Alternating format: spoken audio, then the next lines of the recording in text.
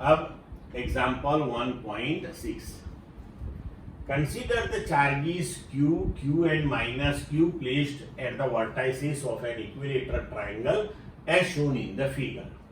What is the force on each charge? यहाँ पे याद रखो A एंड B पे पॉजिटिव चार्ज Q रखे हुए हैं एंड C पे नेगेटिव चार्ज Q रखा हुआ है। चलो अब देखते हैं आगे। सबसे पहले हम कैलकुलेट करते हैं force acting on charge Q placed at A। तब उसके ऊपर यहां देखो दो फोर्सेस लगेंगे। एक ये जो Q है जो B पे रखा हुआ है वो पॉजिटिव है, ये पॉजिटिव है, तो उसकी वजह से रिपल्सिव फोर्स आएगा। उसको हमने यहां डिनोट किया फोर्स ऑन 1/2 रिपल्सिव, मतलब कि ये डायरेक्शन में। ये नेगेटिव चार्ज उसके ऊपर अट्रैक्टिव फोर्स एक्सर्ट करेगा। तो हमने लिखा force on 1/3 it is in the direction from A to C। ये दोनों का वेक्टर सम कर लेंगे, मैग्नीट्यूड वाइज दोनों फोर्सेस सेम हो जाएंगे। Now force acting on charge Q1, so that is force on 1, that is force on 1/2 plus force on 1/3।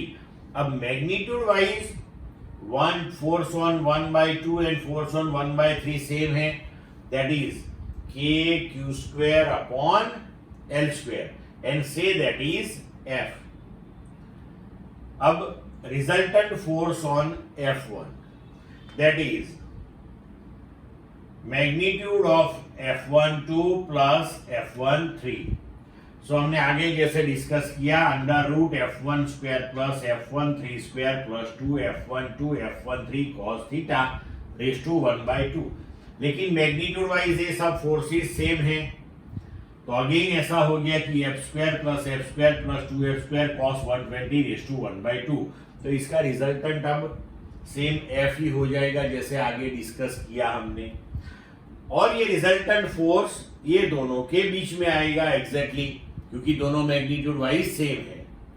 तो अभी ये डायरेक्शन जो है रिजल्टेंट F1 की, उस डायरेक्शन में हम आर्बिटरीली अपनी इच्छा अनुसार एक यूनिट वेक्टर बना देते हैं R1 कैरेट। तो हम लिख सकते हैं कि resultant force F1 on charge Q placed at A that is vector F1 that is KQ² upon L² unit vector R1 caret. Clear बच्चों? अब देखते हैं force acting on charge small q placed at point B। तो ये exactly जैसे आगे हमने ये चार्ज का कैलकुलेट किया उसी के हिसाब से इसका होगा, सिर्फ डायरेक्शन अलग आएगी। अब देखो force on 2 that is F21 plus F23 in vector form, magnitude wise F21 and F23 same, KQ² upon L² that is again F।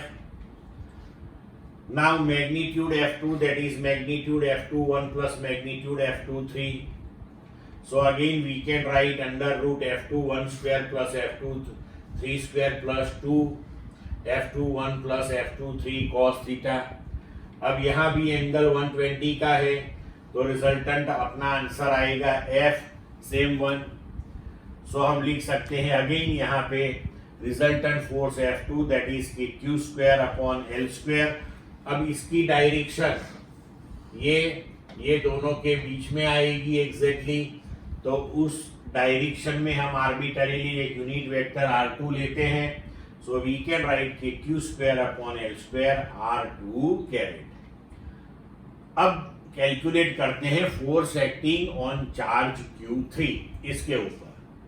तो अब देखो यहां पे कि Q3 नेगेटिव है, माइनस Q, ये दोनों पॉजिटिव है, मतलब कि Q3 पे जो फोर्सेस लगेंगे वो दोनों अट्रैक्टिव फोर्स होंगे। तो ये A वाला जो चार्ज है वो फोर्स लगाएगा C टू A डायरेक्शन में, और B वाला जो चार्ज है वो लगाएगा force C to B direction में। तो force on 3/1 and force on 3/2 ये फिगर में दिखाई हुई डायरेक्शंस में लगेंगे। तो अब देखो resultant force on 3 that is F31 plus F32, but magnitude wise F31 and F32 again will be same KQ square upon L square and say that is F। तो अब इसका रिजल्टेंट हो गया है magnitude F3 that is magnitude F31 plus F32। अब यहाँ पे देखो under root F31 square plus F32 square plus 2 F31 F32 cos theta. अब यहाँ पे क्या होगा कि देखो ये फोर्स के हिसाब से ये 120 था, ये भी 120 था, लेकिन यहाँ पे ये दोनों फोर्सेस के हिसाब से ये जो एंगल है इक्विलेटरल ट्रायंगल के लिए तो वो हो जाएगा अपना 60, राइट। तो अब यहाँ पे कैलकुलेशन चेंज होगा, तो F square plus 2f square cos 60 raise to 1/2। तो cos 60 वो हो जाएगा 1/2, 2 कैंसल, मतलब कि ये दोनों कैंसल हो जाएंगे। तो ये हो गया 3f स्क्वायर रेज़ टू 1/2 मतलब √3 इंटू f। अब यहाँ f की वैल्यू हम रखते हैं तो KQ square upon L square. अब उसकी डायरेक्शन यहाँ दोनों के बीच में, तो उस डायरेक्शन में हमने यूनिट वेक्टर यहाँ पे लिख लिया R3 कैरेट। तो रिजल्टेंट हो गया F3 that is √3 KQ square upon L square R3 caret. Clear बच्चों?